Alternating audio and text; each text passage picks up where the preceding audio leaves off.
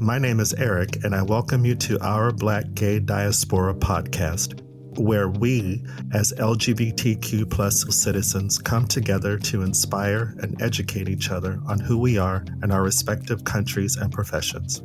Through topics and guest interviews, Our Black Gay Diaspora podcast celebrates individuals making a difference. Loving who we love is not a choice. Being who we're meant to be can be. We are here. You are welcome. We are community. Greetings and welcome to another great episode of Our Black Gay Diaspora podcast. I'm your host, Eric. For this interview, I am joined by Brad Blackburn III, who is, quote, a public service professional, strategist, and community advocate committed to advancing equity, civic engagement, and systems change, end quote. Along with Tiana Cole, Brad is the co-host of Identity Unboxed, which is a podcast that features candid conversations with Black professionals about their career journeys, identities, and resilience. I'm looking forward to a conversation with an individual who is doing his part, along with Tiana, to educate and elevate the lives of Black citizens. Hey, Brad, and welcome. How are you? I'm doing good, Eric. Thank you so much for having me. I really appreciate it. For our listeners, can you share where you're patching in from? Yes, so I am currently from Seattle, Washington, living here, born and raised in Olympia, Washington. So an hour south from Seattle, but I've been in Seattle for, I want to say like 6-7 years now. Only thing I know about Seattle is through pictures. That's on my list of cities to visit. It's very beautiful. I would recommend coming during the summer. The winter, in the fall, it's very rainy, very gloomy. But if you want to get the full beauty of the city and all that it has to offer, definitely come. I would say June through beginning of September. Those are golden months. Living in LA for all these years where it doesn't rain that much, what exactly does that mean? So in Seattle, it's not very heavy downpours. It's very just consistent drizzle 8-9 months out of the year, just overcast, cloudy. It's not tropical storms like in Florida. They call it the gloom and doom. So I think that's the best way to describe it. Okay. The closest I could think of when you share that is when I spent my first full winter in Stockholm and I was like, oh shit, where's the sun?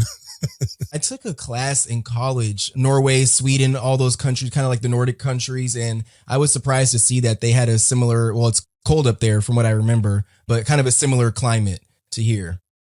If I remember correctly, I found out about you and Tiana's podcast, Identity Unboxed, through David Rusev.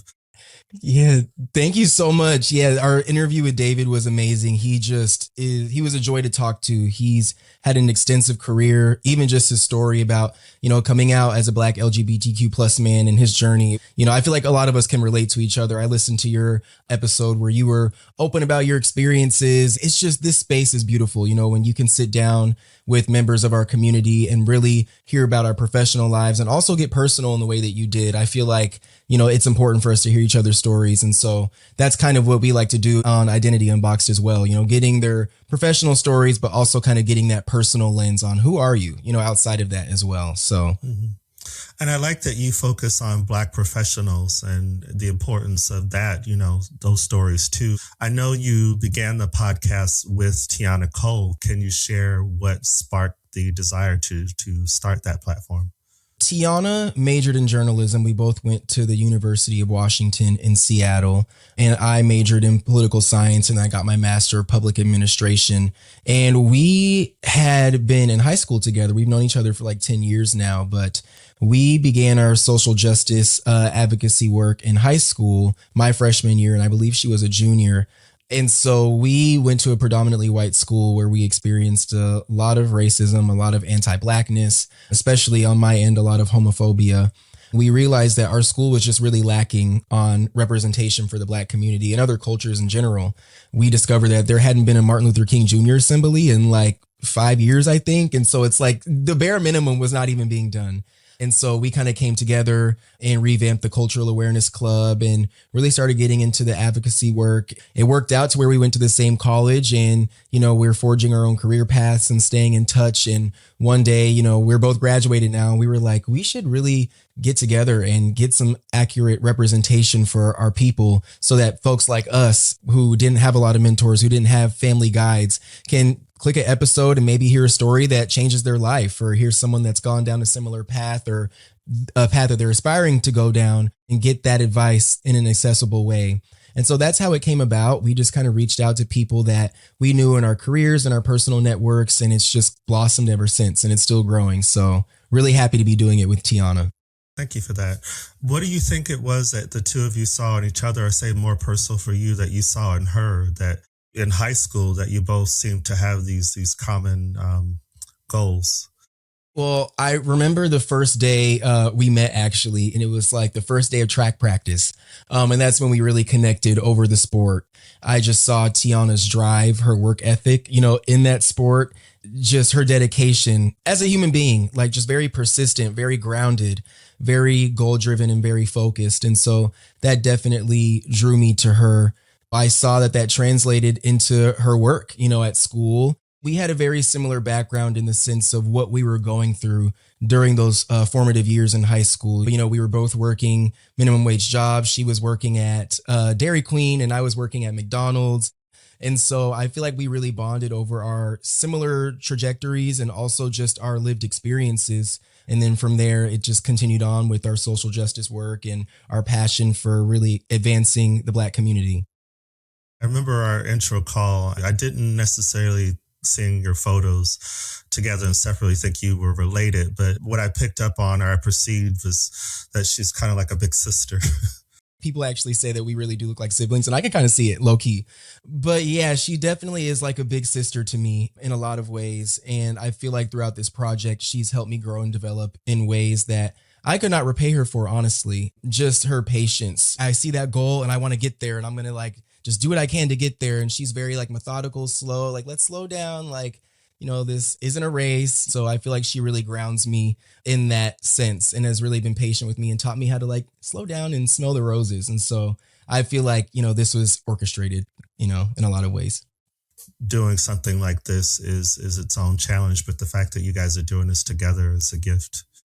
I feel like doing this project, it's only really brought us closer. Being really good friends with somebody and also working with them this frequently in this capacity, you get to see them in their entirety. And as of this recording, how many episodes have you done? Oh gosh, I think we're upwards of 60 plus episodes. For Black History Month, it's the Legacy Lens series. So yeah, if you could just share about that. We really wanted to put a spin on this Legacy Lens series to highlight not only their personal journeys, but elements of Black history. We interviewed Gary Heyman, and he's a global jazz player. And so through his personal story, we were able to hear, back when he was playing jazz and it wasn't really viewed as, a legitimate art form. It was when jazz was first getting started, and how he was kind of a pioneer in introducing jazz music and making it to where it could be accredited at a university, and just him traveling internationally and having to practice in the dumpster rooms and all this stuff. And so, we interviewed Elmer Dixon, the co-founder of the Seattle chapter of the Black Panther Party, hearing his story about what he went through during those times and growing up in what he called the era of assassinations, when MLK was assassinated, Malcolm X was assassinated, and just what it felt like being a leader in that time, all that he had to endure. And so it's been amazing to hear their personal stories, but also really infuse elements of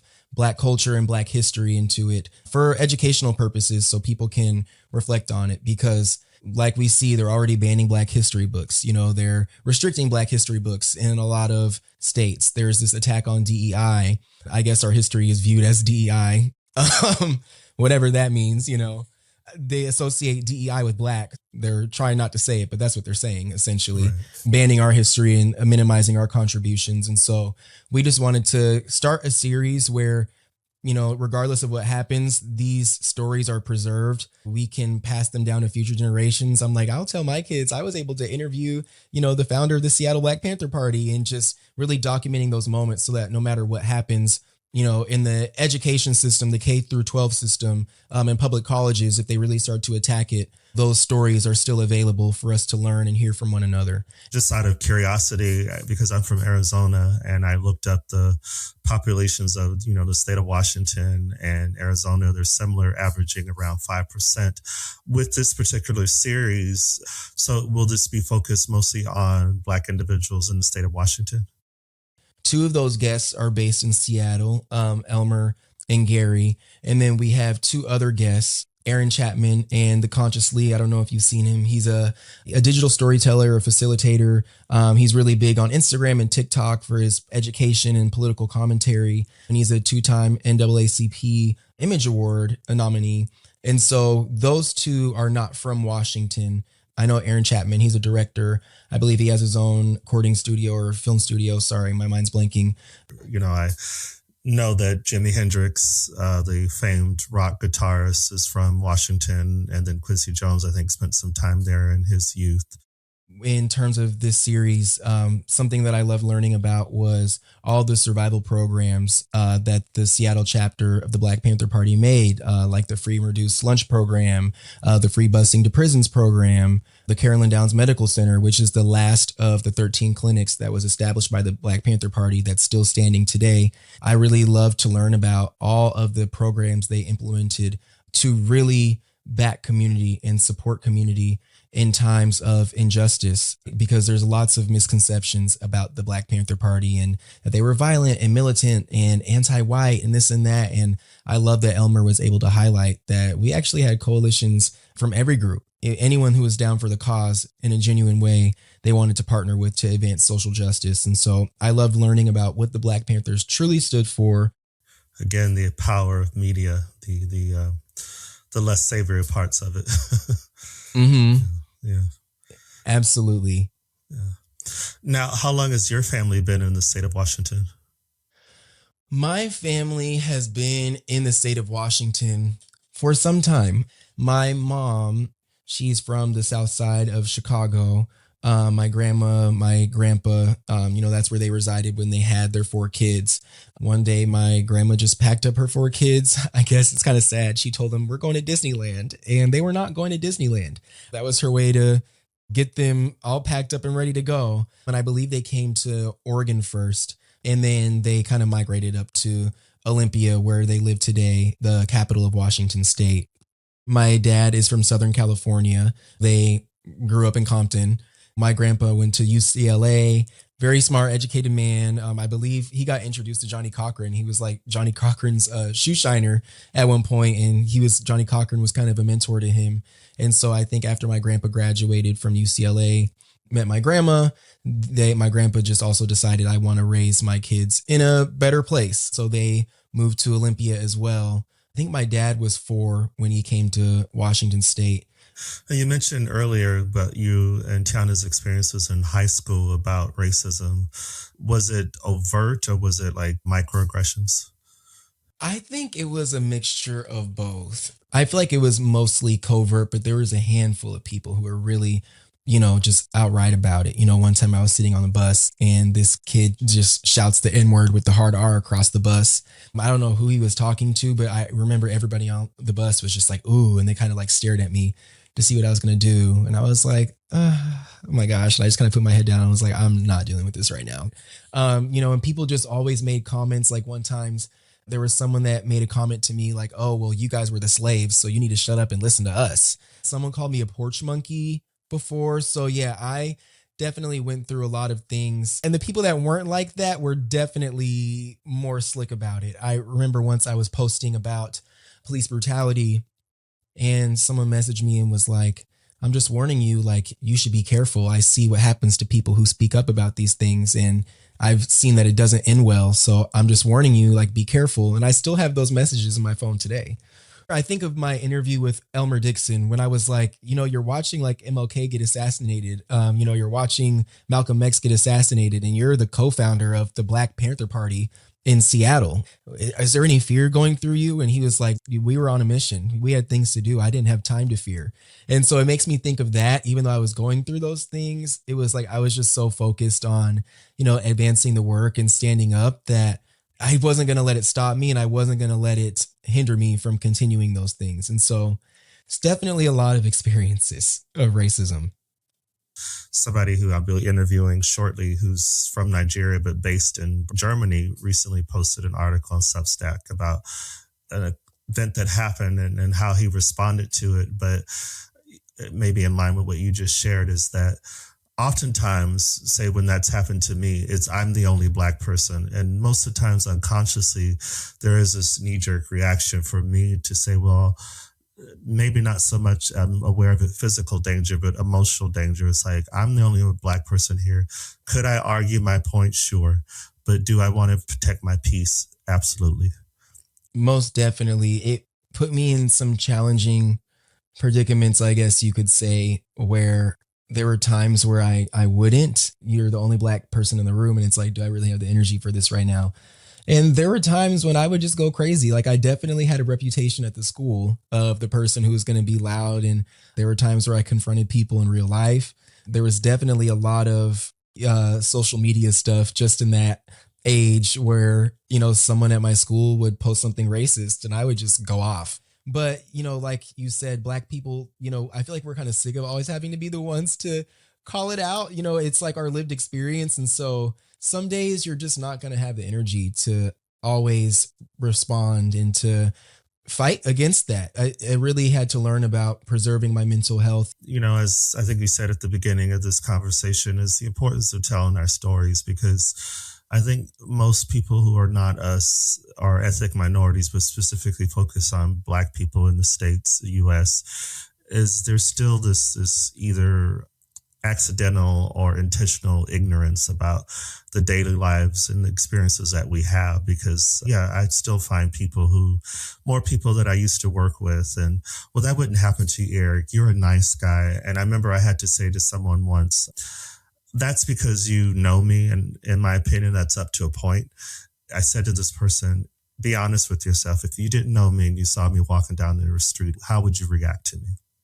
I feel like there's a lot of conditioning around. I feel like that's where, code switching comes to play, just having to learn how to be accepted in white environments by white people, trying to stay under the radar. So we're kind of viewed as, oh, you're not like them. You're the good Black. That's kind of like basically what they're saying. Like, you're not like those other ones we see on TV and in the news and the media. Like, I know you're the good one. You made a perfect point. If I was walking down the street and you saw me and you didn't have any background context on me, what would you think? And I feel like that's the part that people don't understand. It's I have a Black friend. I'm not racist, but it's like, what are those hidden biases that you have, and are you actually confronting those, trying to actively work to dismantle those thoughts that have been put in your head by narratives of white supremacy?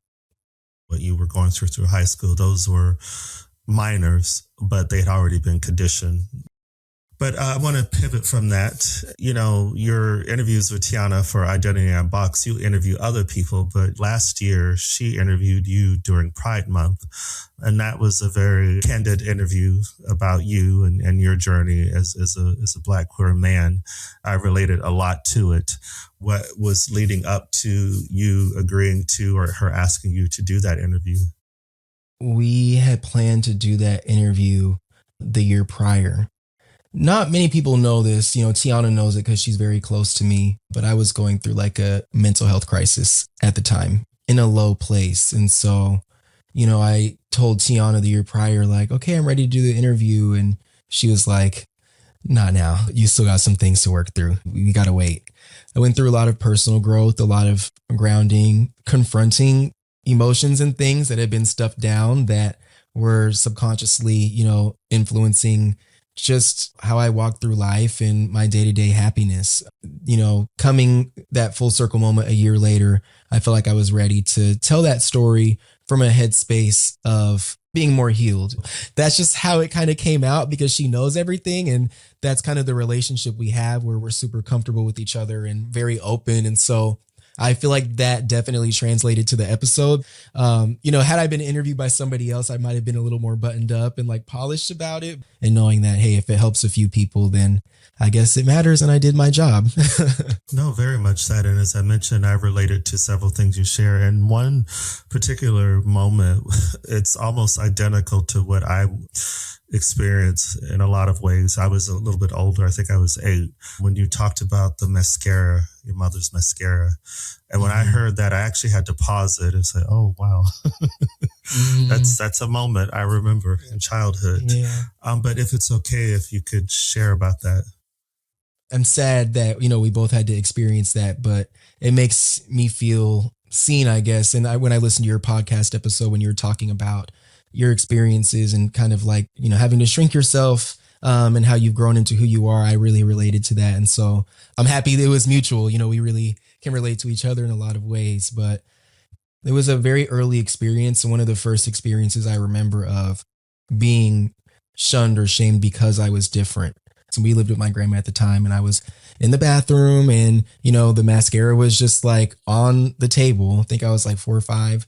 And I just started putting it on in the mirror. My mom walks in and she's like, "What are you doing?" And, she's like, "That is unacceptable. I'm taking you to your dad's right now." So she takes me to my dad's, and I'm sitting in the garage with him. My mind didn't understand what was happening at the time fully, but now looking back, I can see what was happening. My dad he didn't mention the mascara, but I was sitting in the garage with him, and I spoke and I said something, and then he hit me. "You talk too feminine. You sound like a girl." And he hit me. I was just confused. It was the beginning of him starting to correct my behavior. After that, he would always tell me, "Oh, like, you need to stop hanging out with girls because you talk like a girl, you act like a girl, stop hanging out with girls." And I remember one day, I went to the Boys and Girls Club, and I was always in like the arts and crafts room. I was singing, and my dad picked me up one day, and there's a gym where obviously they're playing basketball and stuff. And he was like, "That's where you need to be. You need to be in there." And so it was like very early on, just kind of like, obviously like conflicting. And I guess like a lot of us, we were just trained from an early age to minimize ourselves and to not really like ourselves and who we are, and having to mold into something else to appease others. That started very early on for me. And that's something that I'm still unpacking, My moment with the mascara, I didn't think about, oh, I want to be a girl or anything. It was curiosity. And I had gone into the bathroom and picked it up, and I just said, let me try it. Didn't realize I didn't lock the door. And my mother came in, and it was a similar thing where I got yelled at because it was around Halloween, which was her birthday. And I said, "Oh, I'm experimenting with Halloween." She didn't buy it, of course. Yeah, even just sharing that now, it's that thing of I hadn't thought of that until you shared about it on that episode. I hadn't thought about that in years. And even with the Boys and Girls Club that you just mentioned, there was, those moments when they were like trying to get me to do more things that were expected of me living in this body. And there was a moment, it was either the Boys or Girls Club or the Salvation Army or something like that, and being walked onto the basketball court. Mm-hmm. And then me turning around and walking up to the cars for whatever was in me said, "That's not happening." Yeah. I have no interest. Exactly. It's really sad. And I'm sorry you went through that too. I remember we interviewed one of my old professors, Crystal Hall, and she was talking about raising her kids and how her style of parenting was not forcing them to be something, but letting them discover who they are, what they like. And, obviously teaching them good morals and principles and, the whole 9 yards, but not forcing them to say, "Oh, you're a boy, you need to be in football. You're a boy, you need to be in basketball." If they gravitate towards dance and singing, let them do that and see where they end up, and be their guide. Don't try to mold them into what you want them to be. Your job as a parent is to guide them and support them on their journey of self-discovery. And, I feel like that's robbed from so many Black gay men, and I played sports. I was pretty good at sports. My dad was in the UFC. He was in the IFL. He's a professional fighter. And so I did wrestling. I did football. I wasn't doing it because I loved it. I was doing it to subconsciously like make him proud or to fit this image of what I thought a young man should be. And yeah, I feel like a lot of us experience that. And I hope that as time goes on, people are just able to be themselves more without that pressure. Even Gary Hammond, who we interviewed for our Black History Month series, he's a renowned global jazz player. He was saying that he kind of hit that for a while growing up, because that wasn't like the manly thing to do. He didn't tell his family right away that he was into jazz music. And so it's like, even back then, playing instruments, that's not manly enough. Like, so it's just that sort of thing. And I just find it really unfortunate. I think of what could be sometimes if that hadn't happened. Where would I be if I pursued those natural passions from an early age?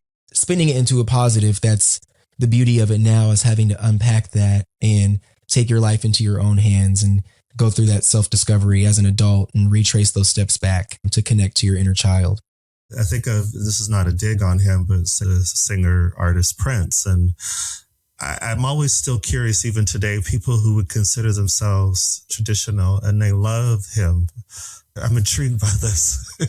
Yeah, I think the same thing because I love my dad. Our relationship is probably better than it's ever been right now.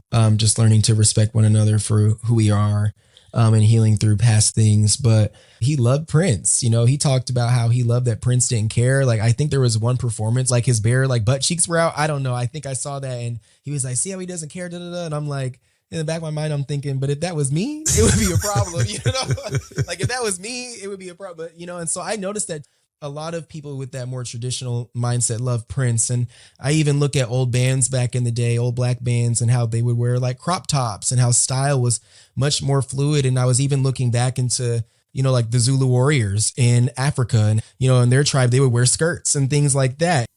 No, and like you said, it's generational. It's a sign of the times. I mean, I remember in the early 90s when it became socially acceptable for men to wear earrings. These hyper masculine athletes all of a sudden were wearing more jewelry than probably their girlfriends sometimes. You know, it's unfortunate that, you know, parents try to mold their kids into who they want them to be and not letting them be themselves because some things change. Like, going back a little bit to that experience with the mascara, coming to terms with my own identity and my journey, I was like a similar age in that specific era of my life. And my mom was giving me a bath. And I was like, Mom, I wish I was a girl. And she was like, why? And I was like, they just have such long, pretty hair because my family would always cut my hair.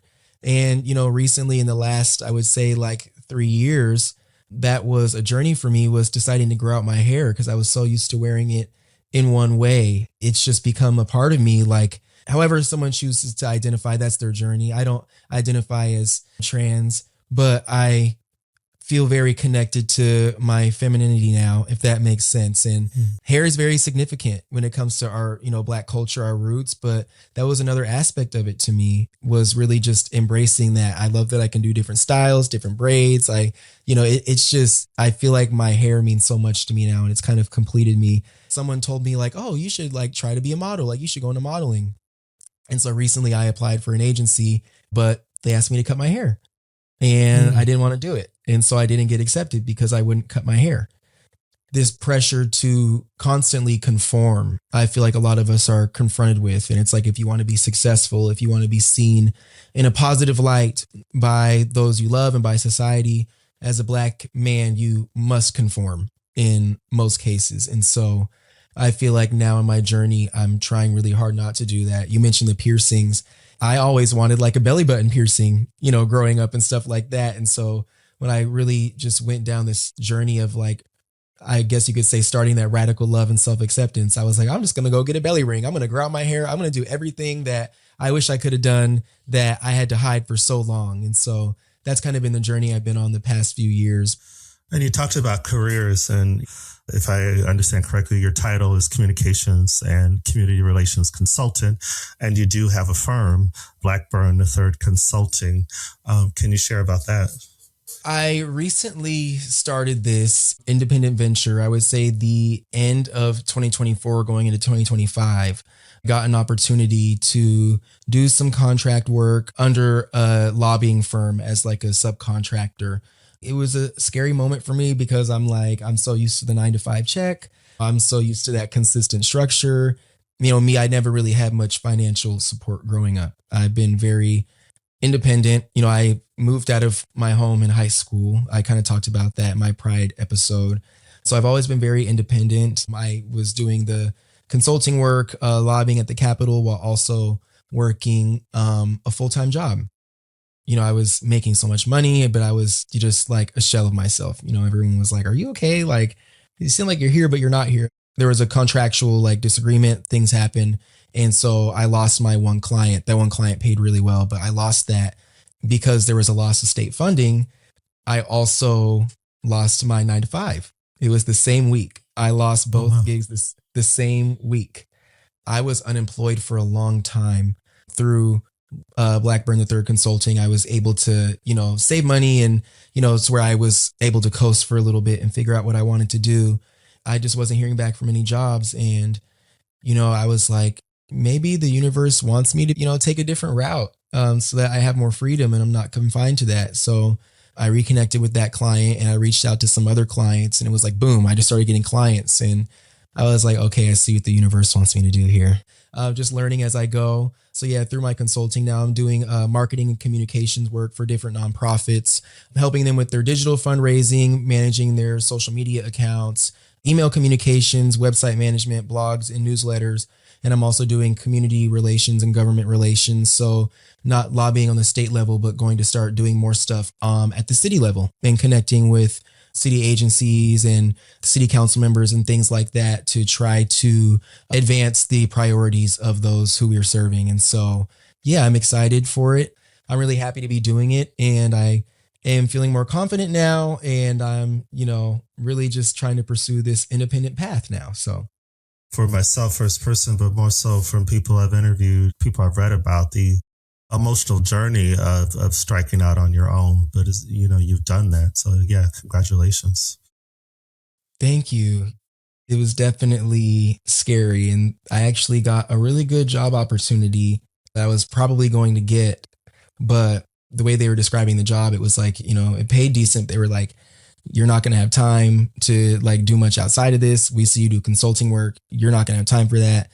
And, I wanted to do it. And that was a hard moment for me because it was a good opportunity. But I was also thinking, we have the podcast, Identity Unboxed. There are other community endeavors that I want to do.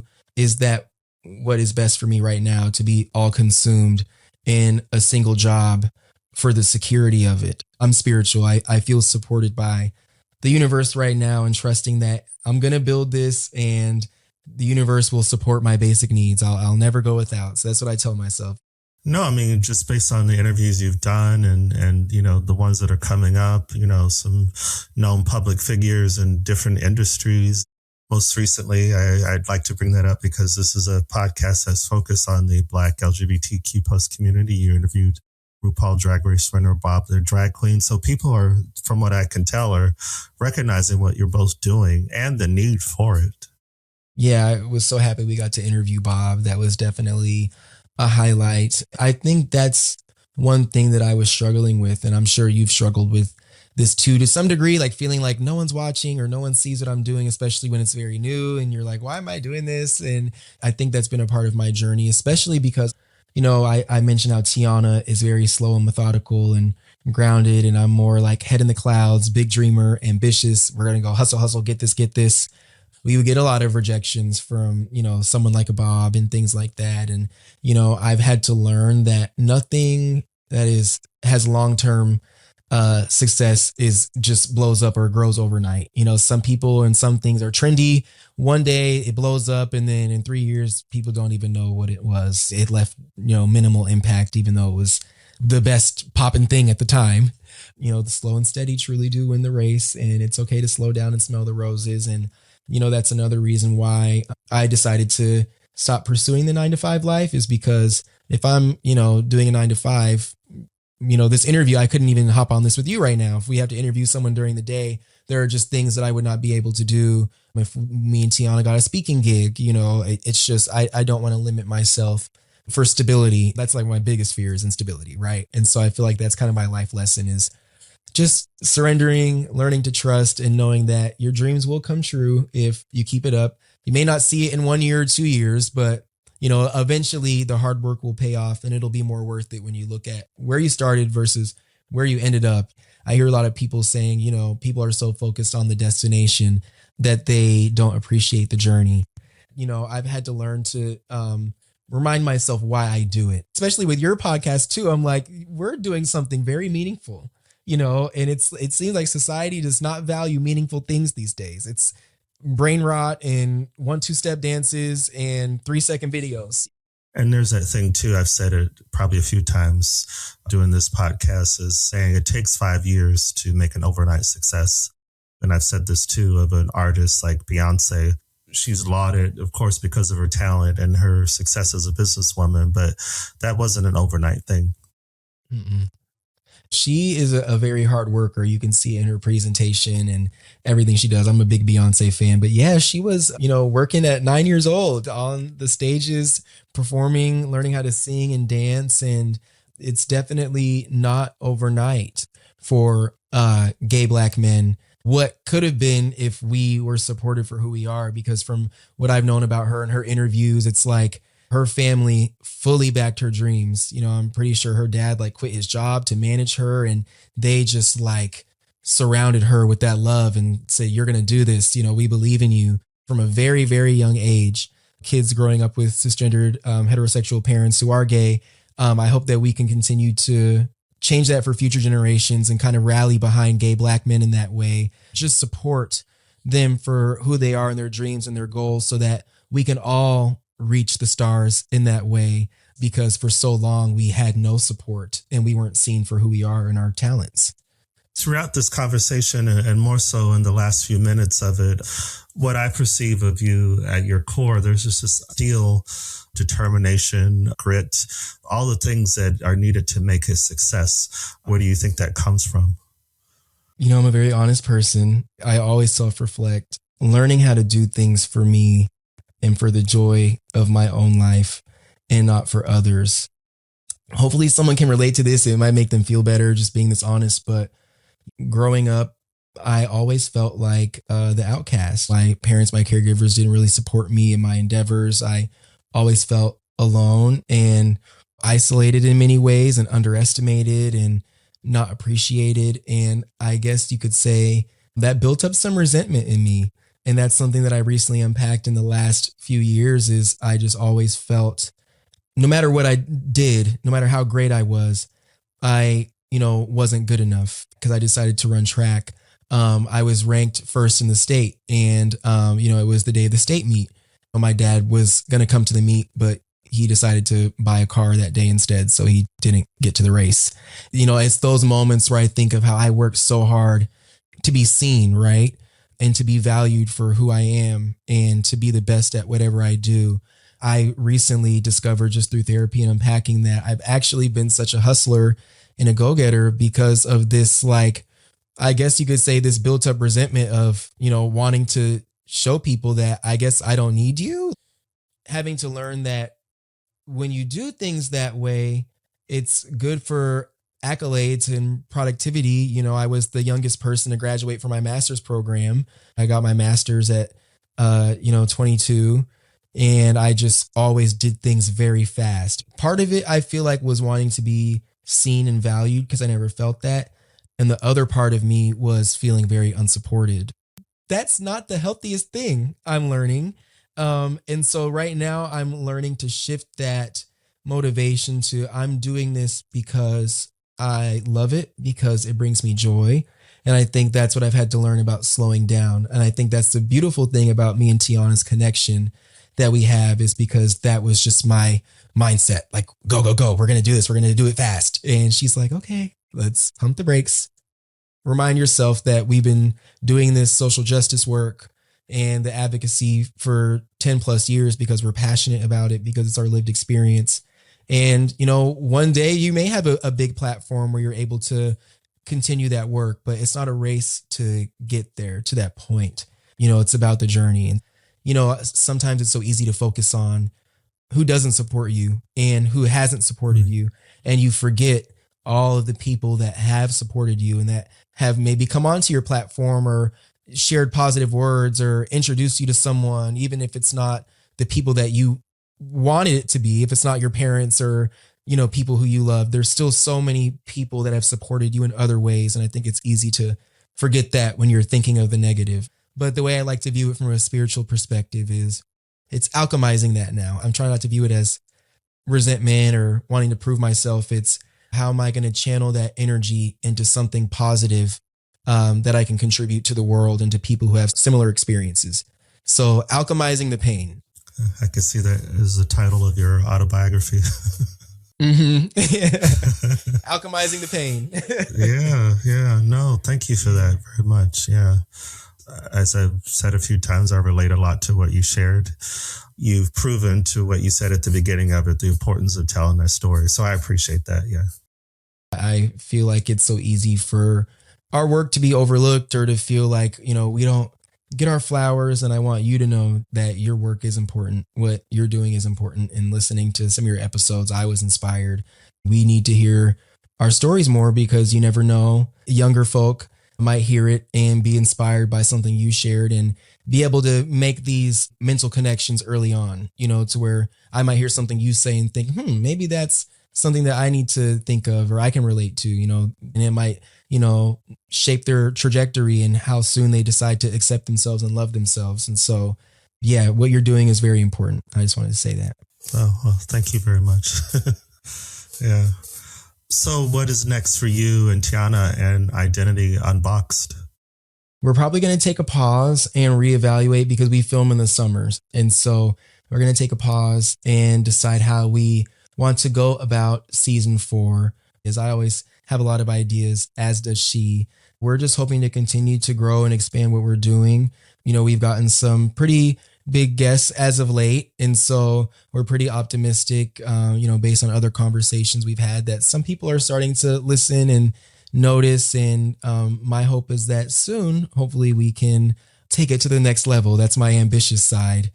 Yeah, really just grounded in what we're doing now and hope that people are able to learn from and enjoy what they hear from these outstanding Black professionals and leaders and all that they've contributed to our society and to our culture. And also to thank Tiana Cole. It was a conflict. I'll be transparent for me because I wanted both of you to come on, but then, this platform focuses on the Black LGBTQ plus community. And so I just want to thank Tiana for permitting me to just speak with you right now. But of course, to learn more about who she is in some ways through her relationship with you and through Identity Unboxed. Of course. And I know Tiana appreciates you, and we're both happy that you're sticking to the mission. You can't make everybody happy. Not everybody's going to get to have a seat at the table in these affinity spaces. This is for our community in the same way. Some people of other demographics may want to join our podcast. It's not that we're against people or, want to exclude people, but it's important for us to have these spaces because, like you said, the Black gay experience is very unique.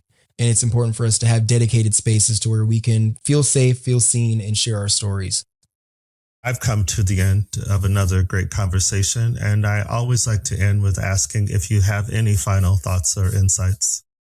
Anyone who's listening, I hope that from this conversation, you learn one thing, and it's that self-love is the most important thing. Learning to do things because you love it, not to conform or to please others. If you like music or want to play an instrument, but feel pressured to, do sports or something considered more manly, do what you love, follow that passion.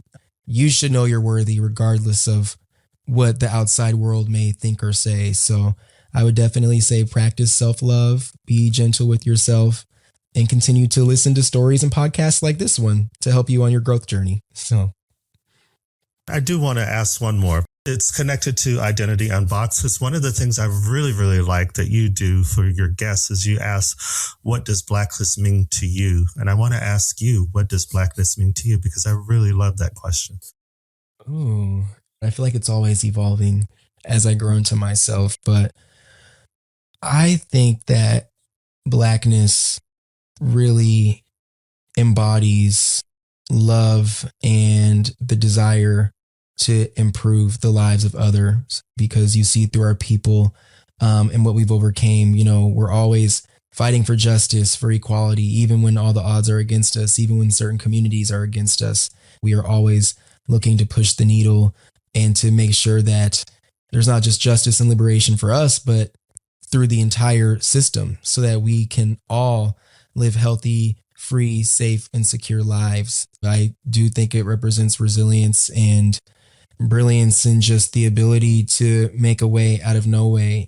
I shared in our Black History Month series, I found out that my ancestor, Will Marion Cook, formed the Southern Syncopated Orchestra, and they were the first Black orchestra to perform at Buckingham Palace.